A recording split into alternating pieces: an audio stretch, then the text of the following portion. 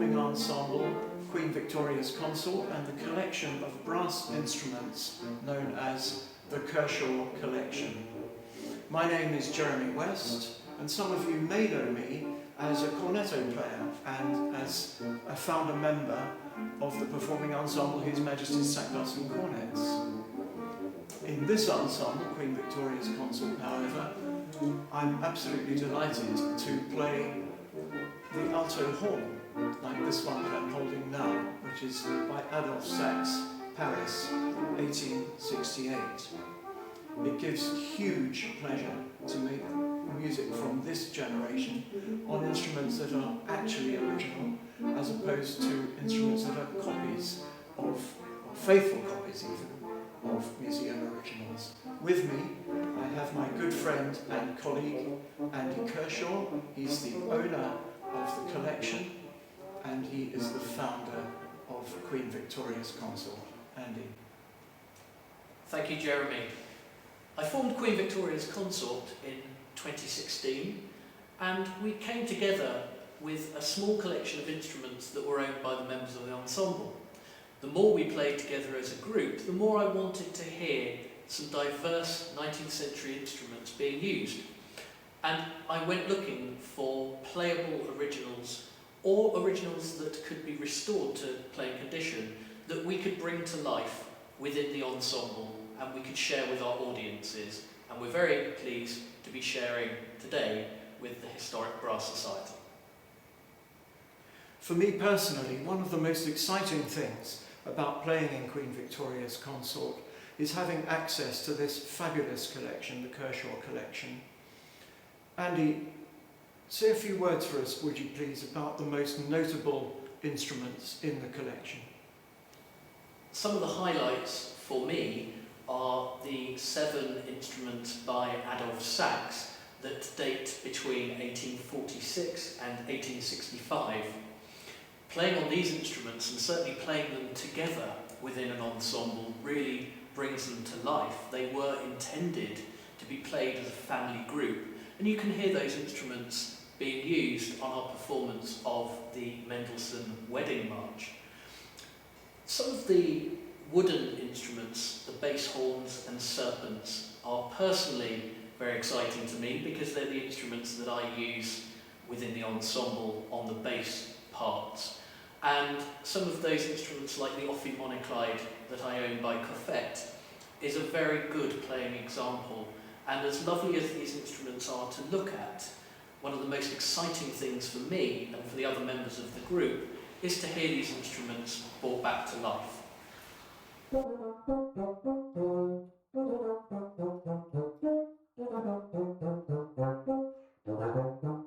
In this time period, there were a lot of new innovations and designs. What instruments do we have that show this particularly?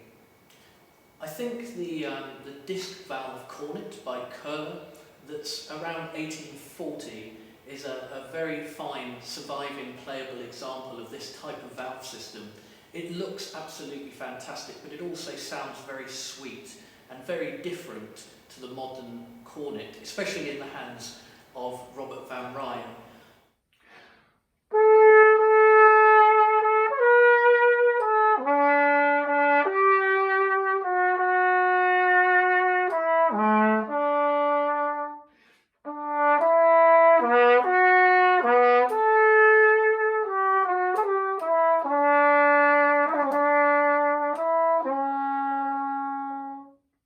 Also, a cornopian which features Macfarlane's clapper key. Anyone familiar with the Arbon cornet method will see the drawings of these two particular instruments in the early pages.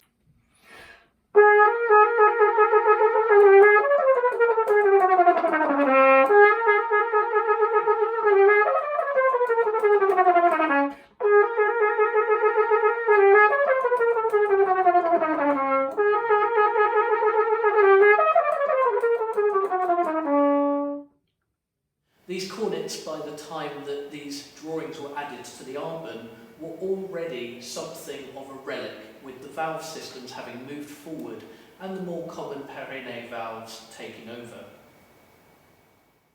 The ensemble Queen Victoria's Consort, using instruments from the Kershaw collection, plays both original 19th century brass ensemble music and also arrangements that have been done by expert musicians such as Alan Gout and Robert Van Ryn of pieces of music of the time, but with an innovative and modern twist.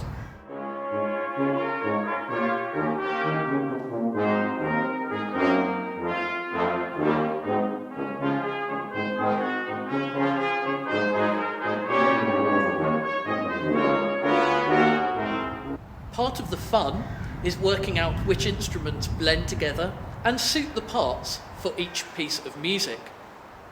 So Jeremy, could you tell us a little bit of the differences between performing on an early sax horn compared to perhaps a more modern tenor horn or equivalent?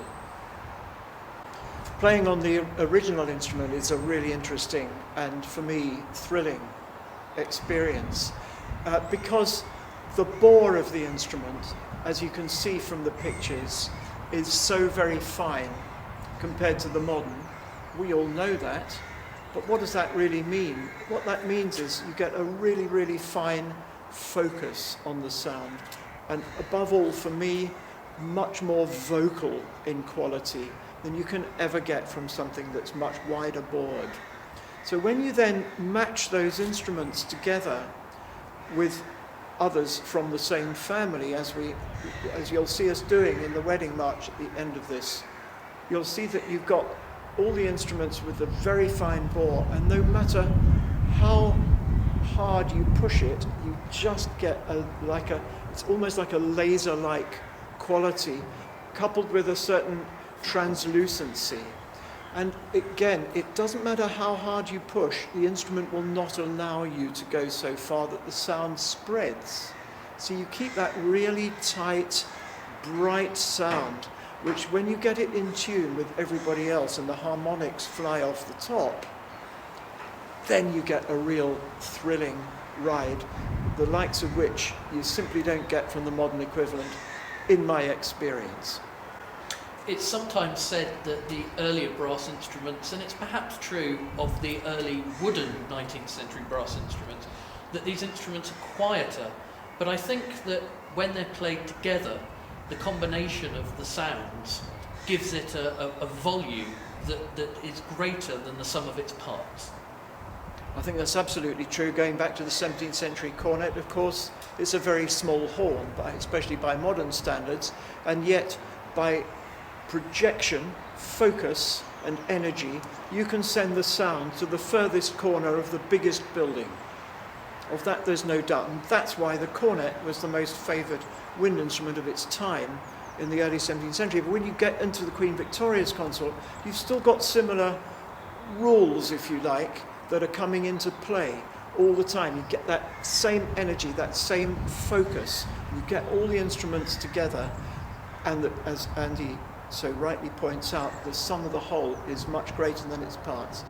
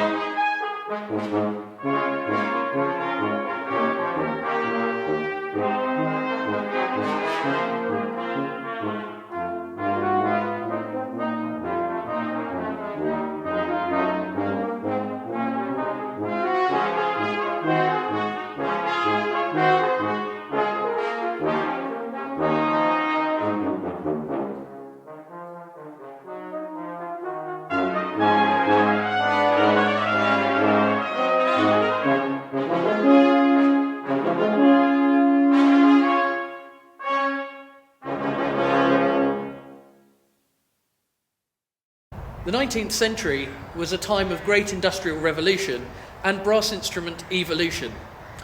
A village band, or an early brass band, certainly in the United Kingdom, might have played on instruments with piston valves, rotary valves, keys, and slides.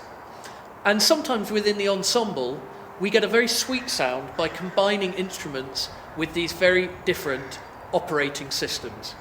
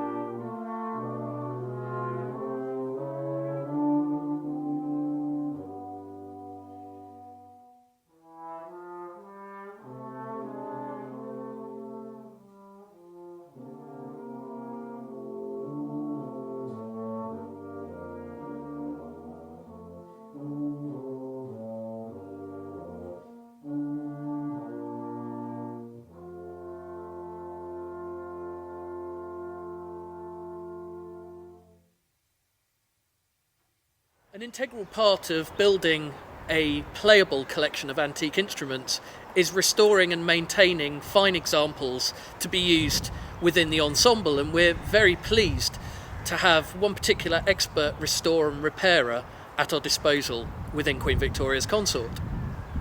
So this instrument, for example, the Adolphe Sax alto horn that belongs to me, actually, this particular one, and I'm very, very proud to be the owner, or perhaps I should say custodian of it, was restored by Nicholas Perry to fabulous playing condition.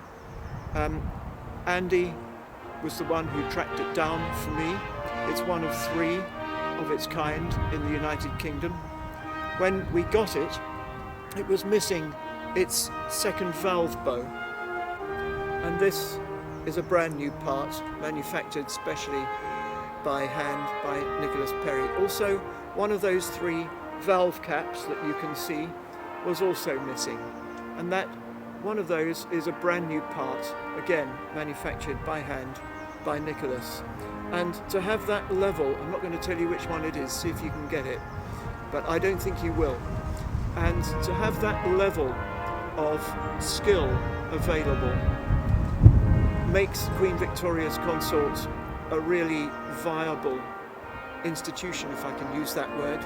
Another thing that makes it a fabulously vibrant place to be is the wonderful musical reconstructions and arrangements that are done for us, as said before, by Robert Van Rijn and by Alan Gout. And so altogether we have an outfit which is playing original instruments, maintaining a collection, an important collection, and building it, and using it in every which way we can possibly imagine. Thank you for watching this short presentation, and I do hope that you've enjoyed finding out a little bit about Queen Victoria's Consort and the Kershaw collection. If you'd like to find out more, please visit our website and our virtual museum, and also enjoy our hour-long free virtual concert. We're going to finish with a performance of the Wedding March by Mendelssohn, featuring some of the instruments by Adolphe Sax.